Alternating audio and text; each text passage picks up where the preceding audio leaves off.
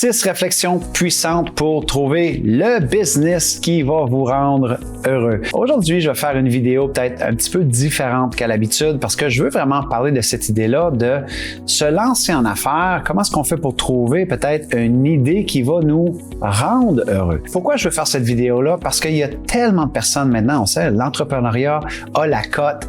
Beaucoup de personnes veulent se lancer en affaires. Beaucoup de personnes ont peut-être une crise de sens qui était dans le salariat, qui étaient employés, qui étaient dans un emploi qui leur apportait toutes sortes de bénéfices, de sécurité d'emploi, mais qui au final fait plus absolument aucun sens, n'est plus aligné avec vos valeurs et très souvent, de plus en plus de personnes se tournent justement vers l'entrepreneuriat. Maintenant, le problème, c'est qu'il y a beaucoup de personnes qui vont joindre l'entrepreneuriat par impulsion ou par réactivité d'une insatisfaction. Et souvent, ça fait en sorte qu'on se lance dans un domaine dans lequel on n'est pas vraiment en alignement. On nous présente une opportunité où il y a une terre promise, où est-ce qu'on semble qu'on va tellement se réaliser, mais qu'au final, c'est pas nécessairement aligné avec nous. On y voit l'opportunité du gain, on y voit l'opportunité d'une meilleure vie, plus de liberté, plus d'argent, mais on n'a pas eu la réflexion de est-ce que ça va me rendre heureux ou heureuse? Alors aujourd'hui, je vous partage 6 réflexions puissantes, peut-être pour vous rapprocher de cette idée-là, que vous voulez lancer, ce projet-là, cette entreprise-là. Comment peut-être vous assurer de vous rapprocher de l'indice bonheur tout en devenant un ou une entrepreneur. Alors, on regarde ensemble ces 6 réflexions. Allons-y maintenant.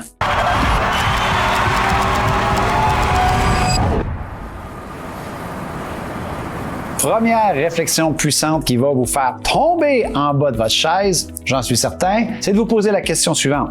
Qu'est-ce qui me rend heureux ou heureuse? Revenir à la base, avant même de développer l'idée d'entreprise, avant même de développer le concept, le produit, le service, sécurisez vos fondamentaux, sécurisez vos non négociables. Qu'est-ce que ça me prend comme humain pour ressentir le bonheur? Et pourquoi cette question-là est importante, cette réflexion-là est importante, c'est qu'il y a trop de personnes qui se lancent en affaires en pensant que lorsqu'ils auront du succès dans ce véhicule-là qu'ils utilisent ou qu'ils empruntent, qu'on appelle l'entrepreneuriat, quand j'aurai atteint la destination que je prends avec l'entrepreneuriat, là, je serai heureux.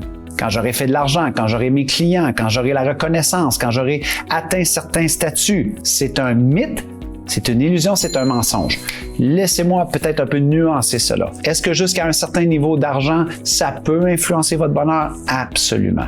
Mais j'ai vu trop d'entrepreneurs, hommes et femmes, qui au détriment de leur bonheur, présentement, se sont lancés en affaires et en ont oublié leur bonheur. Se sont perdus totalement dans cette quête entrepreneuriale-là et lorsqu'ils ont atteint l'objectif souhaité, n'étaient pas plus heureux, n'étaient pas plus parvenus, contents ou alignés. Donc, solidifiez vos non négociables, vos fondamentaux. Qu'est-ce que ça vous prend pour être heureux? Être avec vos enfants, être présent, passer du temps avec les gens que vous aimez, aller marcher en nature, parce que ces choses-là que vous allez identifier qui vous rendent heureuse aujourd'hui, pas dans 6 mois, pas dans 1 an, aujourd'hui, ces petits bonheurs-là qui peuvent vous filer entre les doigts juste comme ça, en quête de votre projet d'entreprise, peu importe ce sera quoi l'idée, vous allez devoir continuer à aller parsemer dans votre quotidien, à meubler vos journées avec ces petites activités-là non négociables et ce que j'appelle vos fondamentaux. Donc, d'abord et avant tout, comment qu'on fait pour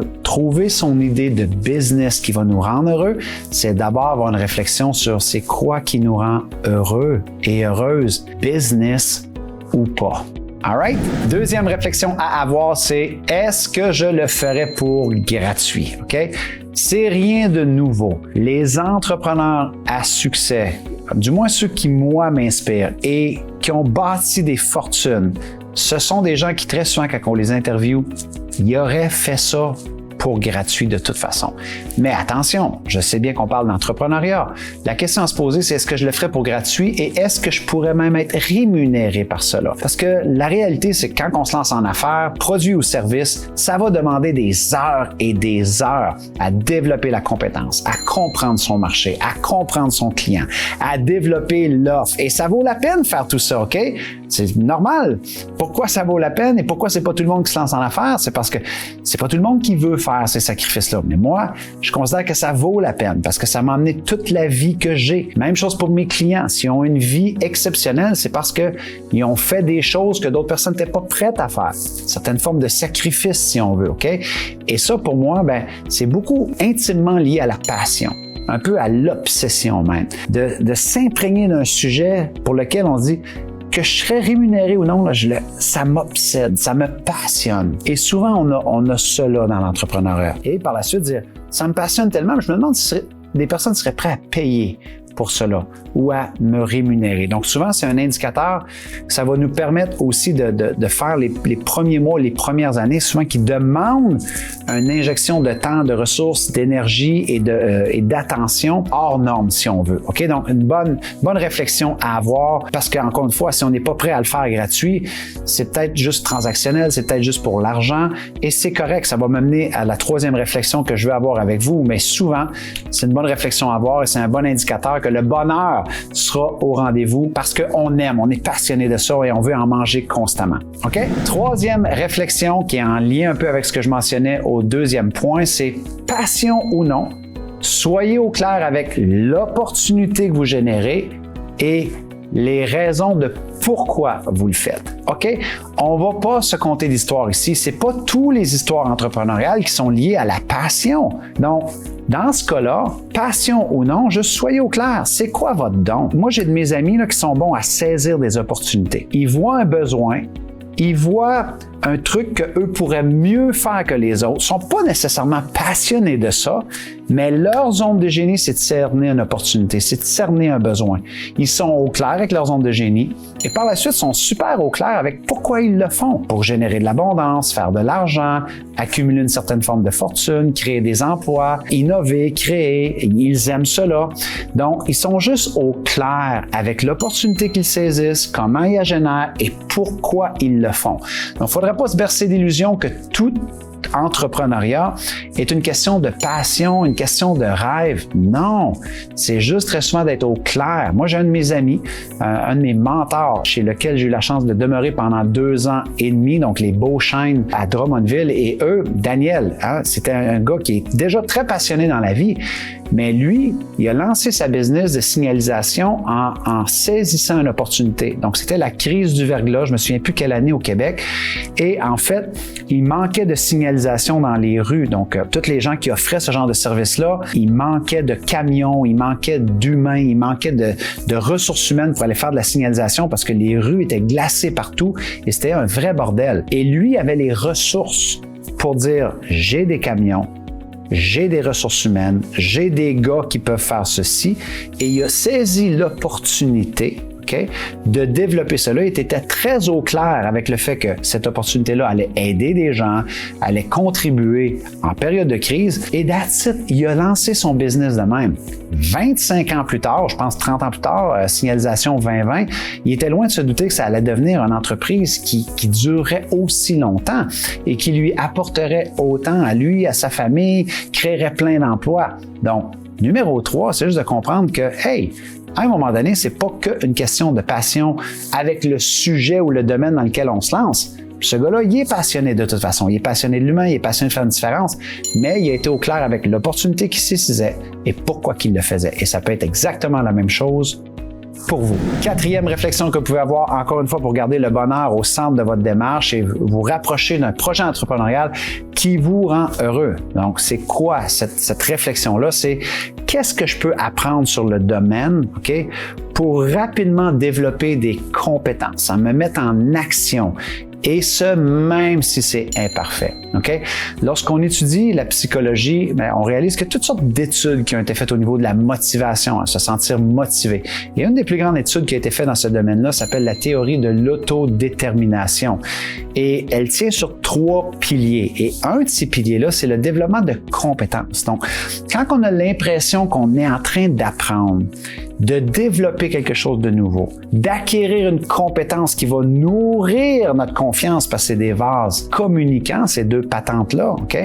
Mais automatiquement, on élève aussi notre niveau de motivation et on élève notre niveau de bonheur. Okay? On a l'impression qu'on avance, qu'on apprend des trucs. Alors, une bonne réflexion à avoir, c'est peu importe le domaine dans lequel vous allez vous lancer, c'est tout de suite essayer d'aller acquérir un maximum d'informations, de connaissances et de transférer cela sur le terrain en compétences, en tester les trucs, tester ce que vous apprenez pour le valider et trouver votre style, votre unicité, votre élément différenciateur, et ce, même si c'est pas parfait, OK?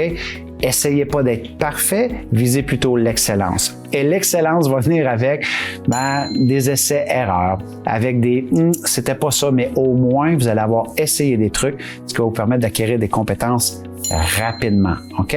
Donc maintenant, la prochaine phase qu'il faut absolument se poser comme réflexion pour garder le bonheur au centre de notre projet entrepreneurial est la suivante. 5e réflexion, c'est est-ce que j'ai de l'autonomie sur mon autorité intérieure? Donc, c'est très difficile de se lancer en affaires si on n'est pas maître à bord de sa météo intérieure, de son écosystème, de ses émotions, de ses croyances, de ses patterns. OK?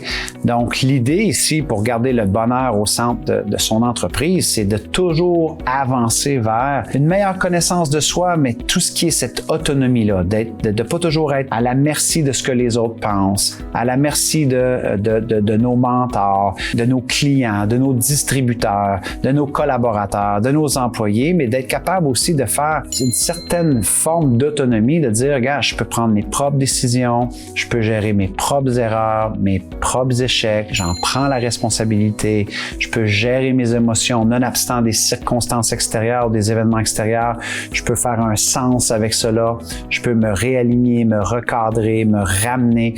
Donc, cette idée-là, elle est extrêmement importante. Sinon, ça ne veut pas dire que vous n'aurez pas du succès financier, ça ne veut pas dire que vous n'aurez pas du succès entrepreneurial, c'est juste que lorsqu'on regarde les statistiques au niveau de l'entrepreneuriat, le leadership, les gens qui réalisent de grands projets ou qui sont porteurs de projets, eh bien, on peut regarder beaucoup de statistiques au niveau de la dépression, de la fatigue professionnelle, les burn-out, la santé mentale. Donc, c'est important de quand même réfléchir à ces notions-là, de l'autonomie et de l'autorité intérieure et d'être capable de faire des gains constamment à ce niveau-là. OK? Et la 6e et dernière réflexion, eh bien, elle est au niveau de votre cercle d'amis. Donc, quel est mon cercle social? Quelles sont mes affiliations sociales? Parce que, encore une fois, là, je mentionnais, il y a deux suggestions, il y a 2 réflexions, cette étude-là sur la théorie de l'autodétermination.